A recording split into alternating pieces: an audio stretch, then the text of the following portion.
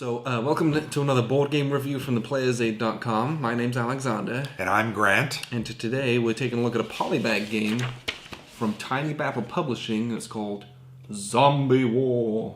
Say that again. No. So this is designed by Greg Porter. Greg Porter. We played one of his games earlier in the year called Armageddon War. Great game. Not to be confused with Zombie War. No. That was a pretty hefty platoon-level war game. Big old game from Flying Pig Games. This is a small polybag game. Rules are like 6 pages long. 10, but... Oof, 10 pages. Yeah. You get a small map of the world, which will show you. A couple cards. A couple really small sheets of counters. Great counters, though. Yes. Really nice. Yes. We'll talk about that, yeah. And it's a zombie-themed game. It's a really cool... I don't even know what to describe this as. Well, it's roll... You have rolls, but they Right. move around. It's not like a roll rotating selection rolls, game, yeah. no.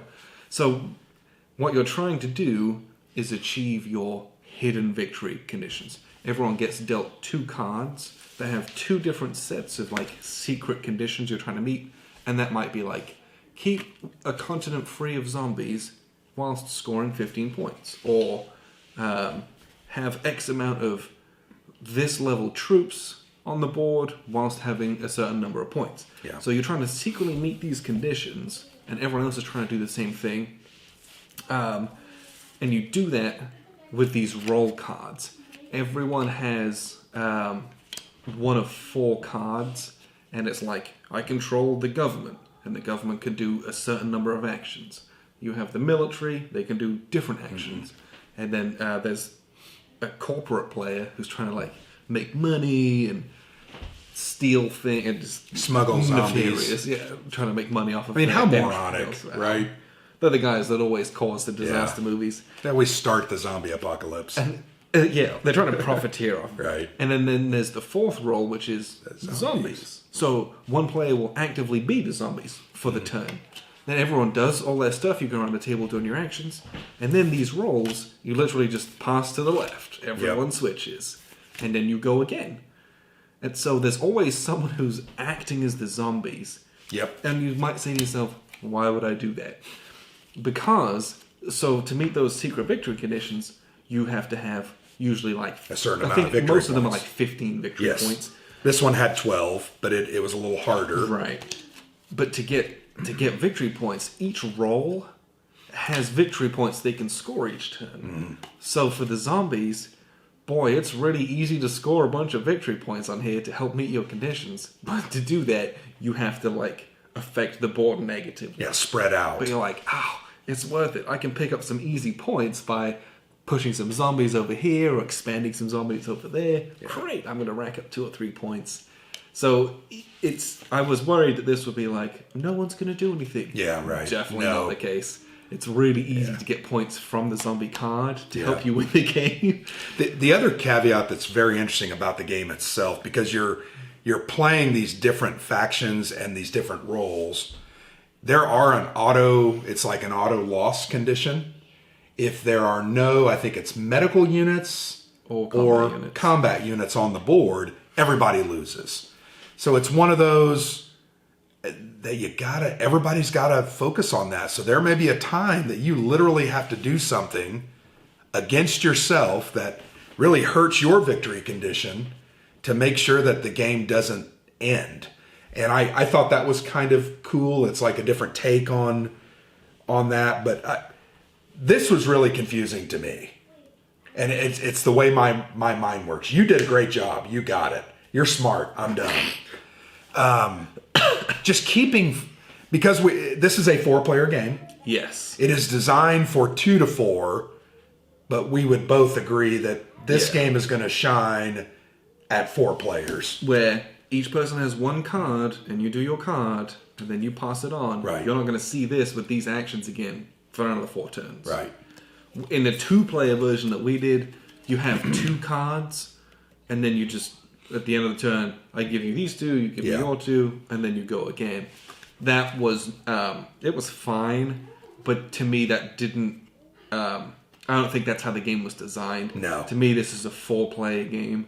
Right. You want to play this with 4 players to get the most out of that kind of role economy of and the feeling of helplessness of like, I can only do so much. Yeah. And you're relying and trying to kind of cherry pick what other people are doing and be opportunistic. With this, I felt like, I'm going to do a bunch of stuff, and then you're going to give me a couple of cards, I'm going to do a bunch more stuff. Yeah. Which, it was okay, but this is a 4-player game to me. Back to the reason I struggled with it is it's having 2 roles and trying to understand 2 different conditions or 2 different sets of actions that were doable and 2 different ways of scoring. Even though I had cards here, was a little confusing to me. I simply struggled with keeping track of that many things in my head at one time. Call me an idiot, I don't care, but that's the truth. So I would have much preferred to just have one of these and been playing this 4-player. Yeah, like we'll dig this out with 2 other players, and this will be like much a better. super fun game. Yeah, much better. But this is like when it's game night, you can whip this out because the game's not long. No, I think we finished this in about an hour. Yeah, and I won pretty much as soon as I possibly could. Right. So I had 16 victory points. I had met my conditions, and I just won. Yeah. Usually 15, 12, that's going to be a tough one. But 12 to 15 is when you can start to win because you have enough victory points. Then you still got to meet these other conditions, but I was able to do that. But really, hour and a half at the most. Yeah. But it was a cool game. It's like point-to-point movement, and you have the zombies, and it's kind of a classic zombie where the zombies grow and they spread. The counters don't move themselves. They kind of infect other areas, like kind of like Pandemic, where you have they spread out like a virus. That's how they work here. But in this one, you've got specific combat units. They have a value on them. You can attack the zombies. Pray that you win, because if you don't, not only do your guys get reduced, but the zombies eat them and the zombies get stronger. So losing combat against the zombies, very, very bad. Don't do that. And we lost a lot of comp. I don't know We that don't win a single one. Won a single, and we probably attacked 7 or 8 times, maybe 10 times. But So you have to pick your battles very carefully, and that's where you get into some really interesting tactical choices based on the lines that join the points the lines together. of communication. Yeah, they have numbers from 1 to 4 on them. Yeah. Those are usually a negative modifier for zombies. Yeah. So you're trying to position yourself to get good odds against those, hopefully defend in defensible positions, and then launch good counterattacks if you can whittle them down, kind of thing. So another thing that I liked thematically, there were a lot of neat elements that I thought you had already mentioned this. When the zombie wins, they grow. And the reason they grow is they bite a couple soldiers, and those soldiers turn and become... There also were some neat elements with the lines of communication. If you look at them, the further the distances, the harder the number is. That's very thematic. And if you think about it, trying to keep it open all the way to Dublin is very, very hard to do. Also, I really enjoyed this map. I know it was very hard. We kept asking ourselves, where's London? You'll see this map. I'll show you in a second, because I was like, what am I looking at? When you got it out, I was like, huh? What is this? It's just a very odd view. Well, it's a pole down view of the world. Yeah, so you'll look at it, the North Pole.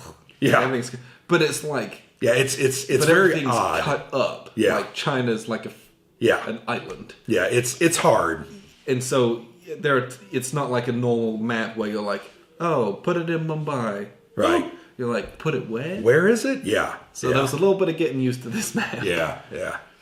I also thought the art was fantastic. And these are the best counters I've ever seen in a Tiny Battle Publishing game. Yes. They were clipped well. They were generally centered. They're pre-rounded. I mean, I don't even have to clip these. Yeah, they've clearly got a new printer or something. Or a new die-cut machine. But they're they're nicer than some of the nicer. older games we played of theirs, which is nice. So bravo, I think that's a very good thing. But overall, I think a very interesting game. This is going to take a couple of plays to really get familiar and comfortable with it. I think after you play this a couple of times, you're going to understand, okay, here's what I what I need to do. Yeah, and like I said, to me, 4-player game. You want to get your buddies together and just play this fun game, not very complex. I think anyone can jump into this. I think Tim and maybe Tim and Matt, we can get them to play this with us. No one couldn't play this. Right. The one thing I did, what was it? Oh, there's this like the threat track, which is really, really interesting. You have threat from 1 to 5, and there's different levels. And some of the roles are interested in reducing the threat because they get victory points for that. But if it gets too low, there's basically like no one cares, and the military can't do any attacks. So the military player is like, "What are you doing?" But if it gets so high up to 5, you can have all these big units out on the board. But the military player gets like the tactical nukes out, and they can start dropping nukes on areas. And the cool little theme with that is you just roll a d6. On a 1 through 5, you just wipe the zombies. You would have created a zombie, nuclear-powered zombie. An uber-powerful rad zombie. So if you had like a little 2 and 5 in Chicago, you nuke it and roll a 6. It becomes a 5 immediately, and you're like, oh no, what did I do?